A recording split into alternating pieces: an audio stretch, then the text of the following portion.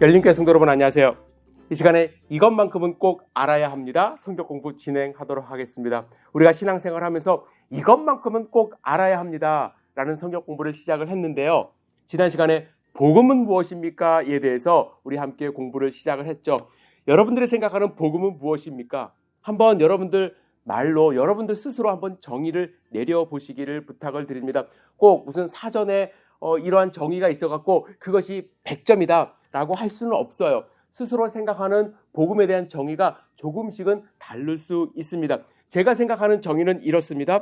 죄로 인하여 하나님과 끊어진 관계에 있는 죄인들이 십자가에 달리신 예수 그리스도를 믿는 믿음을 통해 죄사함을 받고 영원한 생명을 얻고 하나님의 자녀로 살아갈 수 있는 소식, 이것이 바로 기쁜 소식이고 복음이라고 말씀을 드렸습니다.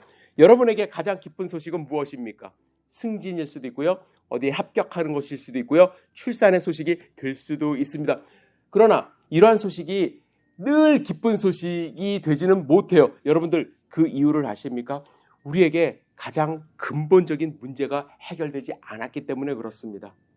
영원한 삶에 대한 소망이 없기 때문에 우리 인생에서의 우리의 삶 가운데 있는 소식은 그냥 기쁜 소식으로 하루 이틀 즐겁고 많은 소식이 될 뿐입니다. 그래서 우리가 중요하게 여겨야 되는 것, 우리가 해결해야 될 문제, 죽음에 대한 문제이고 영원한 삶에 대한 소망을 갖는 것입니다. 그래서 지난 시간에 제가 강조했던 것, 첫 번째로 강조했던 것은 무엇이냐면 내가 죄인임을 깨닫는 것.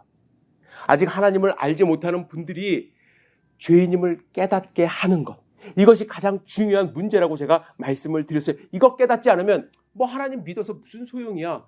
나 영원한 삶, 거기에 대한 소망이 없어. 그냥 교회는 다니지만 어떤 분들은 정말 취미생활 하는 형식으로 다니고요. 어떤 사람은 사회활동 하느라고 교회를 다니시는 분들이 있어요. 이 근본적인 문제를 해결해야 한다는 것을 알게 하기 위하여 우리는 기도를 해야 되고요. 성령 충만을 위해서 간구를 해야만 합니다. 여러분, 우리는 죄인이에요. 하나님과 멀어졌어요. 아무리 착하게 살아도 내 안에 있는 이 죄성을 인정할 수밖에 없어요. 자, 첫 번째로 죄인임을 깨닫는 것이 중요하다고 말씀을 드렸어요.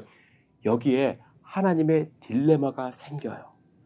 하나님이 풀어야 되는 숙제가 생겨요. 왜냐? 여러분들 하나님의 속성을 알고 있습니까? 하나님의 속성? 하나님은 우리 인간이 절대로 따라갈 수 없는, 흉내낼 수 없는 속성을 갖고 계세요. 하나님은 어디에나 계시고요. 하나님은 모든 것을 알고 계시고 능력이 있으시고요. 이건 우리가 따라갈 수가 없죠. 하지만 하나님이 우리에게 나눠주신, 우리가 하나님을 닮기를 원하는 속성이 있습니다. 대표적으로 하나님은 사랑이시고 하나님은 공의로우세요. 하나님은 사랑 그 자체이고 하나님은 공의 그 자체예요. 그런 하나님의 속성에 비추어서 우리 인간들을 볼 때 하나님이 풀어야 되는 숙제가 생긴 거예요. 어떤 숙제일까요? 하나님은 여러분과 저를 볼 때 사랑스러우세요. 사랑하세요. 그래서 우리가 죄가 있음에도 불구하고 우리를 안아주시고 또 우리를 영원한 생명을 주고 싶은 그 마음이 있는 것이 하나님의 사랑의 속성이고요. 그러나 동시에 하나님은 공의로우신 분이기 때문에 우리 인간을 그냥 용서할 수는 없다라는 거예요. 심판을 할 수밖에 없는 속성이 하나님에게 있어요. 이 문제 풀어야 되지 않을까요? 예를 들어서 한 나라에 임금이 있었습니다. 이 임금은 모든 국민들에게 존경을 받아요. 왜냐하면 임금이 사랑이 넘치는 분임과 동시에 참 공의로운 임금이었기 때문에 그래요.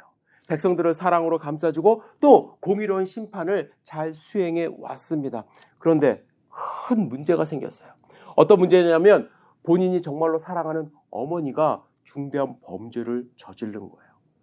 백성들이 두 파로 갈라져서 왕을 지켜봅니다. 우리 왕은 사랑이 넘치는 분이기 때문에 어머니를 심판할 수 없어. 그래, 사랑이 많으니까 어쩔 수 없을 거야 라는 사람이 있는 반면에 무슨 소리야? 우리 왕은 공의로운 사람이야. 아무리 어머니라도 제대로 심판할 거야. 재판날이 다가왔습니다. 온 국민이 지켜봤습니다. 여러분 어떻게 판결을 내려야 할까요? 어머니를 사랑하는 마음으로 용서해 줄까요? 아니면 공의로운 모습으로 어머니를 심판을 해야만 했을까요? 왕은 이렇게 판결을 내립니다. 곤장 100대를 쳐라. 사람들이 술렁거리기 시작합니다. 아니, 사랑이 많은 왕인 줄 알았더니 어떻게 저렇게 심판을 내릴 수가 있어? 곤장 100대 맞으면 어머니가 죽을 거 아니야? 한쪽에서는 환호성이 들립니다. 역시 내가 믿었던 공의로운 왕이야. 아무리 어머니라도 저렇게 심판하잖아. 자, 사형 집행을 시작을 합니다. 곤장을 내리쳐라 라고 명령을 한 후에 왕이 자기 옷을 벗습니다. 그리고 어머니를 덮습니다. 뒤에서. 그리고 그 곤장 100대를 고스란히 본인이 맞게 됩니다. 백성들이 감동을 해요. 역시 우리 왕은 어머니를 사랑하는 왕임과 동시에 어떻게 해요? 공의로운 왕임을 인정을 하는 것입니다. 자, 하나님의 입장이 그렇다라는 거예요. 하나님의 입장이. 우리 인간을 심판을 하셔야 돼요. 주인이기 때문에. 그러나 동시에 사랑이셔서 우리를 용서하셔야만 합니다. 그래서 하나님이 구약 시대에는 그 방법을 제사를 통해서 제시해 주셨습니다. 하나님이 공의로우신 분이기 때문에 죄인을 용서할 수 있는 방법은 무엇이냐면 죽을 수밖에 없는 죄인을 대신해서 어떠한 제물이 하나님이 정하신 제물이 대신 죽는 방법을 택하신 거예요. 제물의 피를 하나님이 취하셔서 이 죄인을 용서하시는 겁니다. 그런데 여러분들 이 과정을 정확하게 이해하셔야 돼요. 그냥 흠없는 제물을 가져다가 제사장이 대신 죽여주고 그것을 하나님께 드리면 하나님이 그 제물을 보시고 이 죄인을 용서하신다. 그것이 아니에요. 죄인 스스로가 자기의 죄를 깨닫고 정말 열심히 제물을 골라야 합니다. 그리고 성막 앞에 와서 자기의 죄를 자백하며 안수를 해요. 그러면 그 죄를 제물이 전가를 받습니다. 그리고 나서 제사를 드리는 사람이 자기가 가지고 온 동물을 죽여야 해요. 직접 죽여야 돼요. 여러분, 이 행위의 의미는 무엇이냐면 내가 하나님 앞에 죽을 수밖에 없는 죄인임을 자복하고 회개하는 거예요. 그러면 하나님은요, 대신 죽은 죄를 짊어지고 죽은 동물의 피를 보시고 그 죄인을 용서해 주시는 것입니다. 이것이 구약 제사의 방법이에요. 하나님이 행하시는 용서의 중요한 두 가지 요소를 여러분들 발견하셔야 돼요. 첫 번째는 내가 죄인임을 깨닫고 하나님 앞에 회개하는 것, 그리고 그 죄인을 대신해서 죽는 제물이 있다는 것. 그것이 구약 제사의 방법이었는데 이 구약 제사는 완전하지가 못했습니다. 사람들은 매해 드리는 이 속죄제를 통해서 하나님 앞에 다가갔지만 형식적인 제사로 전락을 했고요. 그리고 문제는 뭐냐면 이 구약의 방법은 이스라엘 백성들 안에서만 통용이 되는 것이기 때문에 온 인류를 구원할 방법이 되질 못했습니다. 하나님은 이스라엘 백성을 통해서 하나님의 사랑을 주변 나라들한테 전하고 또 그들의 방법이 퍼지기를 원하셨지만 이스라엘 백성은 자기들만 하나님께 선택을 받았고 자기들만 하나님 백성이 그래서 똘똘 뭉치기는 했는데 이것이 퍼져나가지가 않아요. 그래서 하나님은 온 인류를 구원할, 여러분과 저를 구원할 수 있는 방법을 만들어 내신 것입니다. 그것이 뭐예요? 하나님의 하나밖에 없는 예수 그리스도를 인간의 모습으로 이 땅 가운데 보내셔서 예수님이 인간을 대신해서 제물이 되게 하시는 방법이에요. 이 사실을 아는 것이 가장 중요합니다. 이 복음의 핵심이에요. 그런데 많은 사람들이요, 이제 교회를 다니고 예수님 믿으세요 말씀을 드리면 내가 왜 그 사람을 믿어야 됩니까? 내가 왜 예수님을 구세주로 영접해야 됩니까? 이렇게 말씀하세요.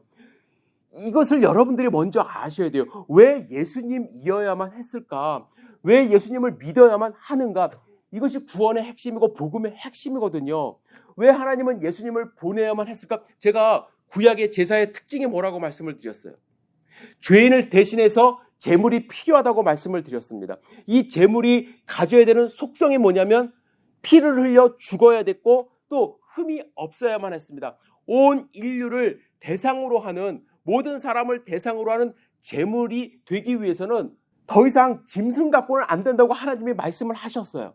그러면 사람으로서 사람을 대신해서 누군가가 대속 제물이 돼야 되는데 사람 가운데는 흠없는 사람이 없다라는 얘기예요. 만약에 여러분들, 우리가 영화에서도 그런 장면이 나오는데 어머님이나 혹은 아버지가 자녀를 너무나도 사랑해서 자녀가 죄를 지었는데 그것을 대신해서 감옥살이 하는 경우 있어요. 하지만 여러분, 아무리 그렇다고 해서요, 법적인 책임을 대신 져줄 수는 있지만 그렇다고 해서 그 아들의 죄가 없어지는 것 아니지 않습니까? 그것을 대속이라고 하진 않습니다. 왜냐하면 어머니, 아버지도요, 아무리 아들을 위해서 대신 죽을 수는 있지만 그 죄를 대속할 만큼 깨끗한 사람은 아니에요. 이 세상에 어떤 누구도 깨끗하지 못해요. 대속해 주질 못합니다. 흠이 있기 때문에. 그래서 하나님은요, 신이시고 완전한 하나님이신, 흠이 없으신 예수 그리스도를 이 땅 가운데 보내기로 하신 거예요. 그런데 하나님이 그냥 오시면 어떻게 해요? 문제가 생겨요. 피를 흘려 죽을 수가 없어요. 만약에 예수님이 피를 흘려서 인간의 몸이 아닌 신으로서 십자가에 달린다 하면은 그것은 그냥 쇼를 하신 거예요. 그러나 그것이 쇼가 아니라 정말로 여러분과 저를 위하여 십자가에서 달려 피 흘려 죽기 위하여 선택하신 방법이 뭐냐면 동정녀 마리아를 통해서 완전한 인간의 모습으로 이 땅 가운데 오시는 것. 그것을 선택하신 거예요. 그래서 예수님은 우리에게 필요한 대속제물의 두 가지 조건을 완전하게 갖추신 분이라는 거예요. 피를 흘려 죽으실 수 있는 인간일 뿐만 아니라 흠이 없는 하나님, 완전한 인간임과 동시에 완전한 하나님이시기 때문에 예수 그리스도만이 우리를 대속하실 수 있는 제물이 되는 것입니다. 여러분, 하나님은 이렇게 우리를 용서하시기 위하여 대속제물 예수 그리스도를 이 땅 가운데 보내주셨어요. 여기서 중요한 또 한 가지 요소가 있다고 제가 말씀을 드렸어요. 제물만 준비한다고 해서 우리가 용서되는 것 아니죠. 구약에서 어떻게 한다고 말씀을 드렸어요. 자기 스스로가 죽어야 돼요.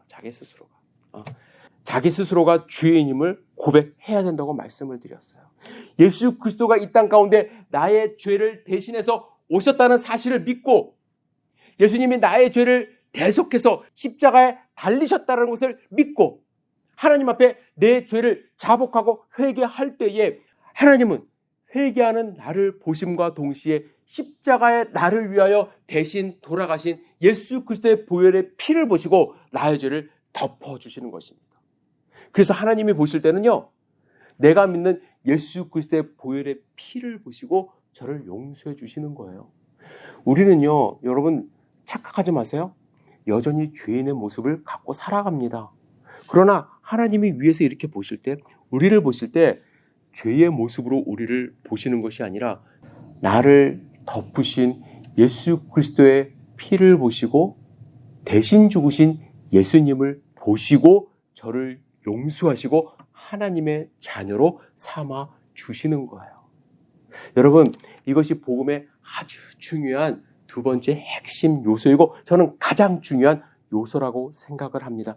우리가 죄인임을 깨닫는 것, 그리고 하나님이 예수 그리스도를 이 땅 가운데 보내신 것.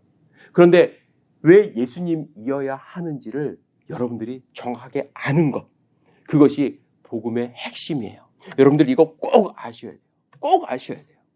이거 모르시면 복음이 뭐예요? 라고 물으시는 분에게 그냥 복음은 기쁜 소식이에요 라고 그냥 뭉뚱그려서 대충 이야기하고 말 뿐입니다. 사랑하는 성도 여러분, 여러분 예수님을 영접하셨나요? 예수님이 여러분들을 위하여 이 땅 가운데 오셨음을 여러분들 믿고 계시나요? 나의 죄를 위하여 십자가에서 피를 흘리셨다는 것을 여러분들 믿으시나요? 그 믿음을 가지고 하나님의 자녀 되시기를 주님의 이름으로 축복합니다. 다음 시간에는 그러면 믿음은 무엇인가에 대해서 함께 말씀을 나눴으면 좋겠어요. 예수 그리스도께서 십자가에 달려 죽으셨다는 것을 믿음으로써 구원을 받는다고 말씀을 드렸어요. 왜 하나님은 행함이 아니라 믿음으로 구원을 받는다고 말씀을 하셨을까? 이거 너무나도 중요합니다. 하나님은 우리의 믿음을 보시거든요. 다음 시간에 믿음에 대해서 말씀을 나누도록 하겠습니다.